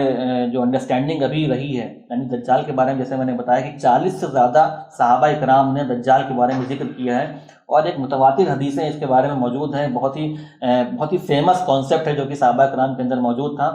تو وہ ساری باتیں جو ہے وہ اپنے آپ میں پوری کمپلیٹ پکچر بنا دیتی ہیں، اور جو باتیں امپورٹنٹ تھیں، یعنی جو باتیں ہم لوگ کو جاننا ضروری تھے، وہ ساری باتیں اس حدیث سے کمپلیٹ ہو جا رہی ہیں۔ اب یہ ایک حدیث الگ سے آتی ہے جو کہ فاطمہ بنت قیس سے آ رہی ہے، اور یہ حدیث الگ سے آ کر کے ان ساری باتوں پہ کچھ باتیں ایسی ہیں جو اس سے ٹکرا رہی ہیں، جیسے کہ دجال کہیں زندہ ہے، جبکہ ان حدیثوں میں آتا ہے کہ دجال آخری ٹائم پہ آئے گا، جیسے کہ دجال کہیں پہ چین بندھا ہوا کھڑا ہے اور اس نے یہ بتا بھی دیا کہ میں دجال ہوں، جبکہ دجال کا ظہور تب ہوگا جب وہ بہت زیادہ غصے میں ہوگا، اور اس کے بعد وہ اپنی اصل شکل کے اندر آ جائے گا۔ بہرحال یہ چند باتیں ہیں جو کہ آپس میں ٹکراتی ہیں، اس وجہ سے چند علماء کرام سے، جس میں کہ ایک بہت ہی فیمس شیخ رشید رضا، جو کہ پچھلے 100 سال میں بہت ہی فیمس عالموں میں سے ایک رہے ہیں، ان کا بھی یہ کہنا رہا ہے کہ یہ حدیث جو ہے کیونکہ دوسری حدیثوں سے ٹکراتی ہے، اس وجہ سے کہیں نہ کہیں مجھے اس کے اندر کوئی ویکنیس یا کہیں نہ کہیں کوئی کمزوری جو ہے وہ مجھے دکھائی دیتی ہے، اور اس کو فالو کرنے والے ابھی ریسنٹ میں جو ہیں وہ شیخ عثیمین، جو کہ ایک بہت ہی فیمس اسکالر ابھی ریسنٹ کے رہے ہیں، ان کا یہ کہنا ہے کہ جو یہ حدیث ہے کہیں نہ کہیں جو میرا دل ہے وہ اس کو پوری طریقے سے ایکسیپٹ نہیں کر پا رہا، یعنی کہیں نہ کہیں کوئی کمزوری ایسی ہے جو کہ اس حدیث کے اندر موجود ہے، اور وہ میں پوری طریقے سے اس کو ایکسیپٹ نہیں کر پا رہا ہوں۔ حالانکہ انہوں نے بعد میں یہ بھی کہا کہ اگر واقعی میں یہ حدیث پوری طریقے سے صحیح ہے تو مجھے اس کو ایکسیپٹ کرنے میں کہیں کوئی دقت نہیں، لیکن اگر واقعی میں ایسا ہوا ہے کہ تمیم داری کہیں گئے ہیں اور انہوں نے ایسا دیکھا ہے تو مجھے اس کو ایکسیپٹ کرنے میں قطعی کوئی دقت نہیں، کیونکہ اللہ جو ہے وہ ہر چیز کے اوپر قادر ہے، ہر چیز کے اوپر قدرت رکھتا ہے۔ تو ایک دو اوپینین ایسی رہی ہے جنہوں نے یہ کہا کہ یہ حدیث جو ہے وہ اپنے آپ میں تھوڑا سا پرابلم کرتی ہے اور باقی حدیثوں سے ٹکراتی ہے، اور کئی سارے جو باقی دوسرے بڑے بڑے عالم رہے ہیں انہوں نے ان دونوں طرح کی حدیثوں کو جو ہے آپس میں ریکنسائل کرنے کی کوشش کری ہے، اور انہوں نے ایک دو اس کے جو ریکنسائل کرنے کے جو ان کے طریقے رہے، انہوں نے ایک دو طریقے دیے کہ کس طریقے سے آخر ان کو ریکنسائل کیا جا سکتا ہے۔ اچھا، حدیث کے اوپر سوال کرنے کے جو ایک بہت بڑا سوال یہ بھی کھڑا ہوتا ہے کہ جو حدیث ہے اس میں یہ بات آتی ہے کہ فاطمہ بنت قیس کو کہتی ہیں کہ رسول اللہ صلی اللہ علیہ وسلم نے تمام لوگوں کو بلایا اور مسجد میں جمع کیا، اس کے بعد جو ہے تمیم داری کو سامنے کھڑا کیا اور کہا کہ یہ اپنا ایک واقعہ بیان کرنا چاہتے ہیں۔ اب جب مسجد کے اندر اتنے سارے لوگ موجود تھے تو اس حدیث کی روایت کرنے والی صرف اور صرف ایک صحابی موجود ہیں جو کہ فاطمہ بنت قیس ہیں، جبکہ وہاں پہ بہت سارے لوگ موجود تھے مسجد کے اندر، لیکن کسی اور دوسرے سے بھی یہ حدیث جو ہے وہ ہم کو نہیں ملتی، صرف اور صرف ایک راوی جو ہیں اس حدیث کے ملتے ہیں جو کہ فاطمہ بنت قیس ہیں۔ تو اس کے علاوہ جیسے میں نے بتایا کہ دوسرے بہت سارے اسکالر ہیں، امام نووی ہیں، امام ابن کثیر ہیں، یہ بہت سارے اسکالر ایسے ہیں جنہوں نے اس حدیث کو صحیح بتایا ہے، اور کوئی نہ کوئی طریقے سے انہوں نے اس کو جو ہے ریکنسائل کرنے کی کوشش کری کہ دونوں حدیثوں کو ایک ساتھ اگر مطلب سمجھا جائے تو آخر کس طریقے سے اس کا دونوں کا ایک ساتھ مطلب ہم سمجھیں۔ تو پہلا طریقہ انہوں نے جو بتایا وہ یہ بتایا ہے کہ ٹائم جو ہے اور ٹائم اور اسپیس، یہ چیزیں جو ہے وہ اللہ کے لیے معنی نہیں رکھتی ہیں، اللہ جو ہے وہ ٹائم اور اسپیس سے باہر ہے۔ تو ہو سکتا ہے کہ اللہ تعالیٰ نے تمیم داری اور ان کے ساتھ کے جو لوگ ہیں ان کو ایک الگ ٹائم زون میں لے گیا ہو، اور وہاں پہ جو چیزیں فیوچر میں ہونے والی ہیں وہ ساری چیزیں اللہ تعالیٰ نے ان کو وہاں پہ دکھائیں، اور واپس ان کو اپنے ٹائم زون میں بھیج دیا،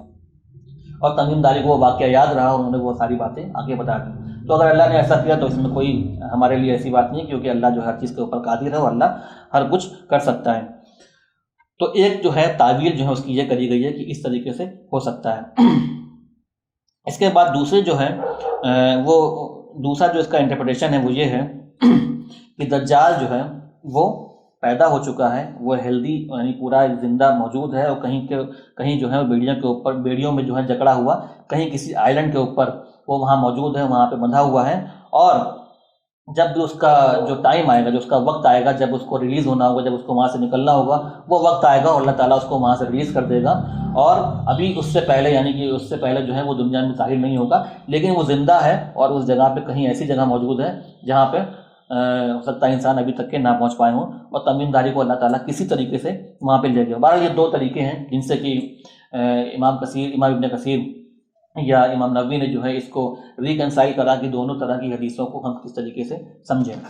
تو بہرحال ہمارا کہنا یہ ہے کہ اللہ تعالیٰ کسی بھی چیز کے اوپر قادر ہے، ہو سکتا ہے اللہ تعالیٰ نے تمیم داری کو فیوچر کی کچھ چیز اس طریقے سے دکھا دی ہو اور بعد میں تمیم داری کو ان کے اپنے اصل ٹائم زون میں بھیج دیا ہو، اور تمیم داری نے پورا جو واقعہ جو وہاں کر کے صحابہ اکرام سے بتایا، اور یا یہ بھی ہو سکتا ہے کہ واقعی میں دجال کہیں پہ موجود ہو جس کو کہ تمیم داری نے واقعی میں دیکھا ہو، اور ہو سکتا ہے کہ جب اس کا وقت آئے نکلنے کا، ظاہر ہونے کا، اللہ تعالیٰ اس وقت اس کو نکالے اور اس سے پہلے کوئی دوسرا شخص ابھی تک کہ اس تک نہیں پہنچ سکا ہے، اور صرف تمیم داری ہی وہاں تک پہنچ پائیں۔ بہرحال ان دونوں طریقوں سے جو ہے اس کو ریکنسائل کرنے کی جو ہے علماء کرام نے کوشش کری ہے۔ سو یہ دو اسٹینڈ جو ہیں ہم کو دیکھنے کو ملتے ہیں، جس میں کہ ایک اسٹینڈ تو یہ ہے کہ جس میں کہ چند علماء نے یہ کہا، شیخ رشید رضا ہوں یا شیخ عثیمین ہوں، جنہوں نے کہا کہ پکچر جو ہے پوری طریقے سے کمپلیٹ ہے، ہم کو کسی اور چیز کو اس کے اندر جوڑنے کی ضرورت نہیں ہے، یا ایک دوسرے عالم ہیں جنہوں نے کہا کہ نہیں، اس میں تھوڑی سی جگہ ہے اور اس کے اندر ہم ایک نیا جو ہے پزل جو ہے لگا سکتے ہیں، یعنی کہ پزل گیم جو ہوتا ہے، اس پزل گیم میں کچھ پزل ہوتے ہیں اور اس کو آپ جوڑ کر کے پوری پکچر کمپلیٹ کر لیتے ہیں۔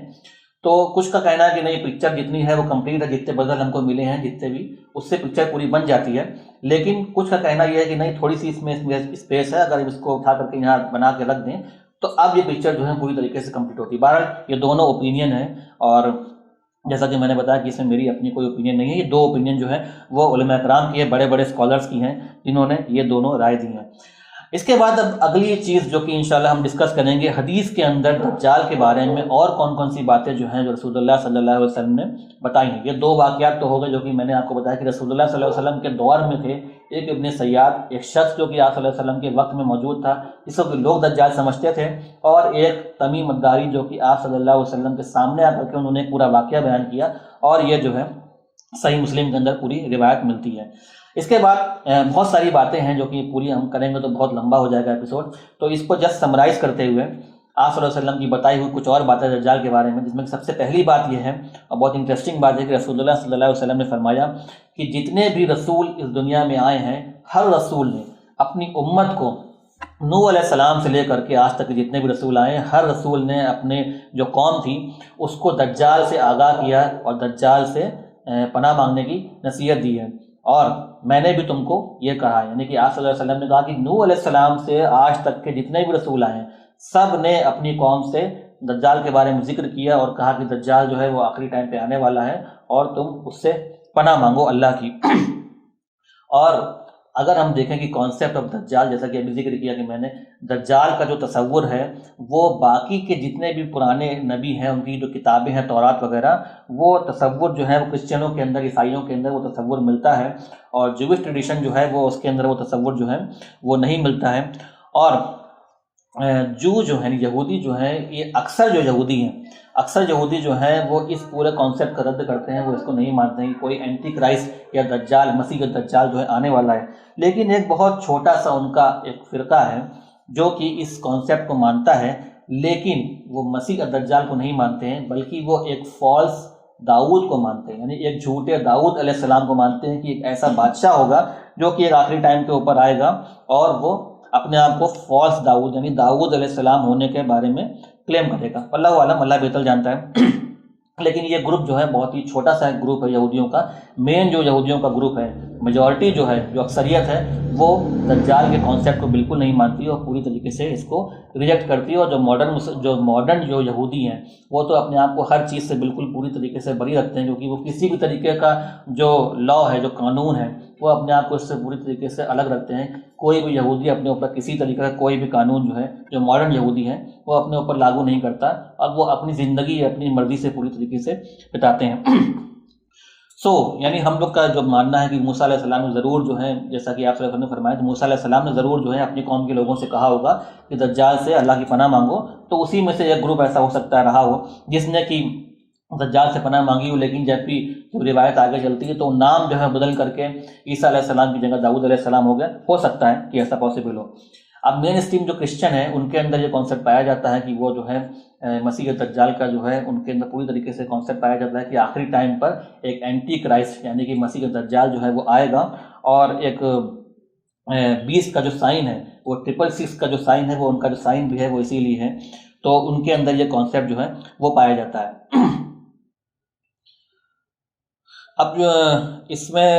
دیکھا جائے کہ بہت سارے جو ایتھیسٹ ہیں وہ یہ بھی کہتے ہیں کہ آپ کے اندر جو چیزیں ہیں، وہ ساری سٹوریز جو ہیں وہ سب کی سب جو ہیں وہ ایک ہی جگہ سے نکلی ہیں. اسی لیے جو کانسیپٹ کرسچنوں کے اندر پایا جاتا ہے وہی مسلمانوں کے اندر پایا جاتا ہے، وہی تھوڑا بہت جو ہے یہودیوں کے اندر پایا جاتا ہے. یعنی دجال کانسیپٹ جو ہے، جو ایتھیسٹ یعنی جو ناستک لوگ ہوتے ہیں، وہ اسی بات کو سوال اٹھاتے ہیں کہ دیکھیے یہ ساری جو ہے قصے کہانی ایک ہی جگہ سے چلی ہیں، اسی لیے آپ کے اندر سارے جتنے بھی لوگ ہیں، چاہے وہ کرسچن ہوں، چاہے وہ یہودی ہوں، چاہے مسلمان ہوں، سب لوگ جو ہے وہ ایک ہی طریقے کی بات کرتے ہیں اور سب لوگ کہتے ہیں کہ جو ہے دجال آنے والا ہے. جبکہ اگر ہم اس کو پلٹ کر کے دیکھیں تو ہم یہ بھی کہہ سکتے ہیں کہ سارے کے سارے جتنے بھی مذہب ہیں، جتنے بھی ابراہیمک ریلیجن ہیں، اس سب کا جو سورس ہے، یعنی سب کے جو پیچھے جو گائیڈ لائن آ رہی ہے، جو ہدایت آ رہی ہے، اس سب کا جو ہے گائیڈ لائن صرف اور صرف ایک ہی جگہ سے آ رہی ہے، یعنی اللہ کی طرف سے آ رہی ہے. اس وجہ سے یہ ساری جو کامن چیزیں ہیں وہ ان سب ریلیجن کے اندر ملتی ہیں، ان سارے مذہب کے اندر ملتی ہیں. جیسا کہ ایک بہت ہی میجر کانسیپٹ ہے جو کہ اکثر آپ نے دیکھا ہوگا کہ ایک بہت بڑی باڑھ، ایک بہت بڑی فلڈ کا کانسیپٹ آپ کو دنیا کے لگ بھگ ہر جتنی بھی سویلائزیشن ہے اس کے اندر دیکھنے کو ملے گا. چاہے وہ انڈیا کے اندر رہنے والے ہوں، چاہے وہ عرب کے اندر رہنے والے ہوں، چاہے وہ ایبروجینیز ہوں آسٹریلیا کے اندر رہنے والے، جو کہ 20,000 سال تک کے دنیا سے بالکل کٹے رہے. آپ امیجن کر لیجیے کہ 20,000 سال تک کے جو ایک سویلائزیشن ایسی رہی جو دنیا سے کٹی رہی، اس کے اندر بھی وہی تصور موجود ہے باڑھ کا، کہ ایک دنیا میں بہت بڑی باڑھ آئی تھی جس سے کہ بہت بڑی تباہی ہوئی تھی. اور وہی سیم کانسیپٹ جو انڈیا کے اندر ملے گا، وہی سیم کانسیپٹ آپ کو یہودیوں میں ملے گا، وہی سیم کانسیپٹ آپ کو کرسچنوں میں ملے گا. تو اصل وجہ یہ نہیں ہے کہ ساری کی ساری سٹوریز جو ہیں وہ ایک جگہ سے چلی ہے، بلکہ اصل وجہ یہ بھی ہو سکتی ہے کہ واقعی میں دنیا میں ایک بار بہت بڑی باڑھ آئی ہو اور ساری جگہ اس کے بارے میں خبر پھیلی ہو، اور یہ بات جو ہے وہ اپنے آپ میں بالکل پوری طریقے سے سچ ہو.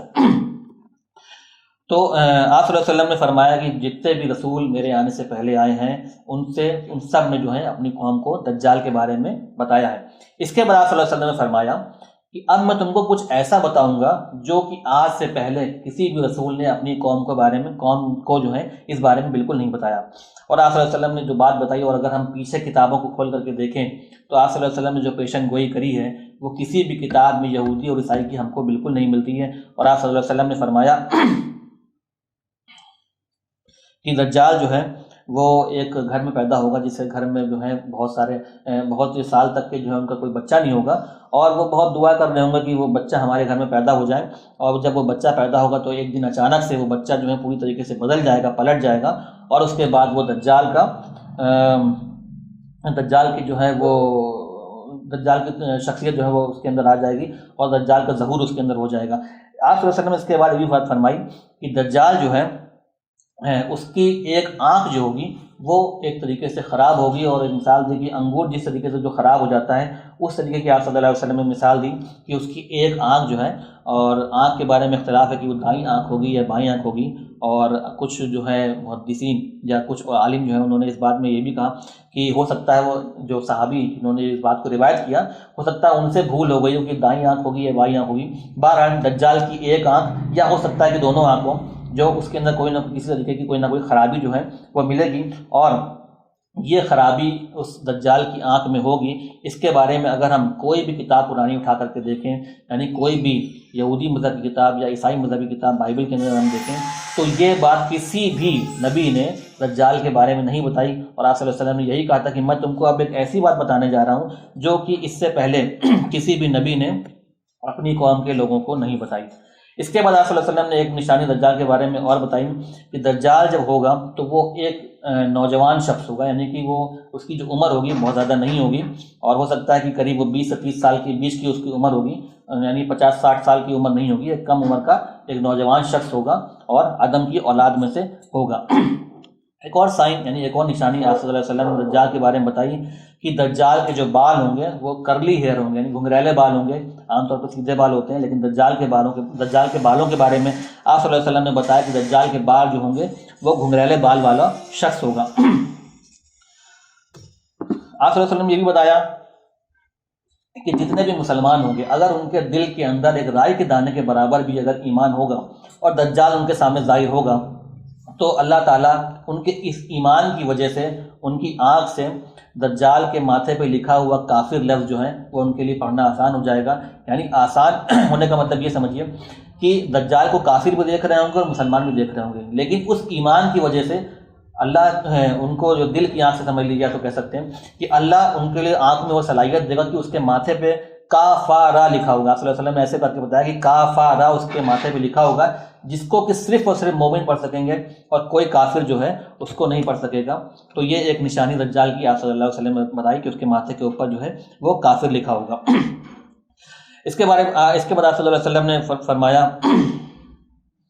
کہ دجال جو ہے وہ جب اس دنیا میں آئے گا تو اس ورلڈ میں جتنے بھی جو شہر ہیں وہ ہر شہر میں جا کر کے جائے گا اور وہاں پہ اپنا فتنہ فساد پھیلائے گا۔ اور یہاں پہ جو لفظ کل کا آیا ہے اس کل کے معنی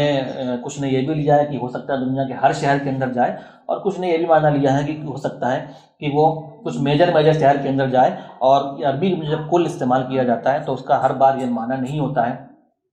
کہ اس کل کے معنی جو ہے وہ ایوری تھنگ کے معنی میں لیا جائے، بلکہ کئی بار میں جو ہے وہ ایک بہت بڑی کوانٹٹی، ایک بہت بڑی تعداد کے بارے میں بھی لفظ کل کا استعمال کیا جا سکتا ہے۔ بہرحال آپ صلی اللہ علیہ وسلم نے فرمایا کہ دجال جو ہے وہ دنیا کے ہر جو ہے شہر کے اندر داخل ہو جائے گا، اور لیکن مکہ اور مدینہ کے اندر جو ہے وہ داخل نہیں ہو پائے گا۔ تو یہ چند نشانیاں جو ہے آپ صلی اللہ علیہ وسلم نے پیشن گوئیاں آپ صلی اللہ علیہ وسلم نے دجال کے بارے میں بتائی ہیں۔ اس کے بعد جو چند اور باقی ہیں انشاءاللہ ہم اپنے اگلے ایپیسوڈ میں کریں گے، کیونکہ کافی ٹائم لمبا ہو گیا ہے، 1 گھنٹے سے زیادہ۔ تو انشاءاللہ اب آگے کی جو بات ہے انشاءاللہ ہم اپنے اگلے ایپیسوڈ میں کریں گے۔ السلام علیکم ورحمۃ اللہ وبرکاتہ۔